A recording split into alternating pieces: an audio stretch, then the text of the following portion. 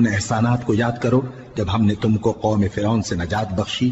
وہ لوگ تم کو بڑا دکھ دیتے تھے، تمہارے بیٹوں کو تو قتل کر ڈالتے تھے اور بیٹیوں کو زندہ رہنے دیتے تھے، اور اس میں تمہارے پروردگار کی طرف سے بڑی سخت آزمائش تھی۔ اور جب ہم نے تمہارے لیے سمندر کو پھاڑ دیا، پھر تم کو تو نجات دی اور فرعون کی قوم کو غرق کر دیا، اور تم دیکھ رہے تھے۔ اور جب ہم نے موسیٰ سے 40 رات کا وعدہ کیا تو تم نے ان کے پیچھے بچڑے کو معبود مقرر کر لیا اور تم ظلم کر رہے تھے۔ پھر اس کے بعد ہم نے تم کو معاف کر دیا تاکہ تم شکر کرو۔ اور جب ہم نے موسیٰ کو کتاب اور معجزے عنایت کیے تاکہ تم ہدایت حاصل کرو۔ اور جب موسیٰ نے اپنی قوم کے لوگوں سے کہا کہ بھائیو، تم نے بچڑے کو معبود ٹھہرانے میں اپنی جانوں پر ظلم کیا ہے، تو اپنے پیدا کرنے والے کے آگے توبہ کرو، پھر اپنوں کو قتل کرو، تمہارے خالق کے نزدیک تمہارے حق میں یہی بہتر ہے۔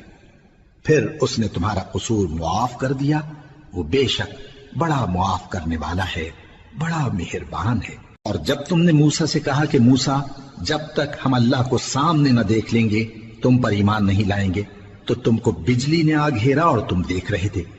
پھر موت آ جانے کے بعد ہم نے تم کو اثر نو زندہ کر دیا تاکہ احسان مانو۔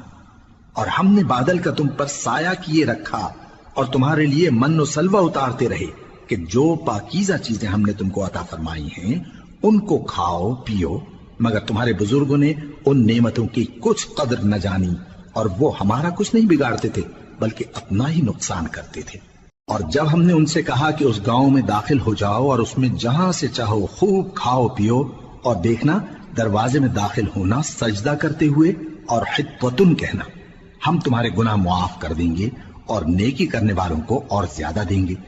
تو جو ظالم تھے انہوں نے اس لفظ کو جس کا ان کو حکم دیا تھا بدل کر اس کی جگہ اور لفظ کہنا شروع کیا، پس ہم نے ان ظالموں پر آسمان سے عذاب نازل کیا کیونکہ نافرمانیاں کیے جاتے تھے۔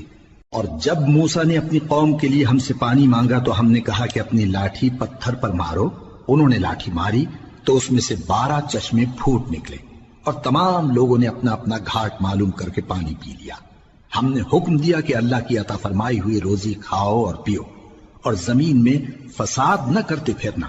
اور جب تم نے کہا کہ موسیٰ، ہم سے ایک ہی کھانے پر صبر نہیں ہو سکتا، تو اپنے پروردگار سے دعا کیجئے کہ ترکاری اور ککڑی اور گیہوں اور مسور اور پیاز وغیرہ جو نباتات زمین سے اگتی ہیں ہمارے لیے پیدا کر دے۔